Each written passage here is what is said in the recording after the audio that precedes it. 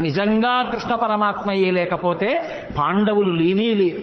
భీష్మాచార్యుల వారు స్వచ్ఛంద మరణం, ఆయన్ని నిగ్రహించగలిగిన వాడు లేడు.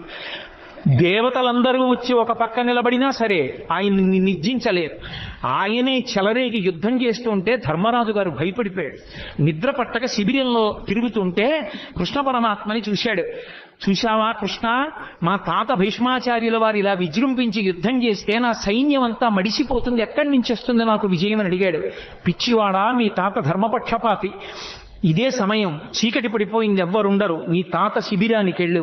తాత ఇలా యుద్ధం చేస్తే మాకెక్కడి నుంచి విజయం వస్తుంది, తాత మార్గం లేదా అని అడుగు.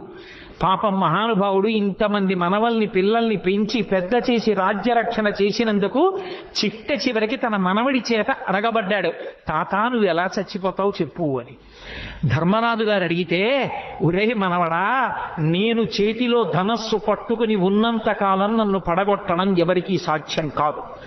అంబ శిఖండిగా తిరుగుతోంది. శిఖండిని అర్జునుడి రథం మీద నిలబెట్టండి. శిఖండి ఎదురుగుండా కనపడితే నేను బాణం వెయ్యను, ధనస్సు కింద పెట్టేస్తాను. ధనస్సు కింద పెట్టిన తర్వాత శిఖండి వెనక నుంచి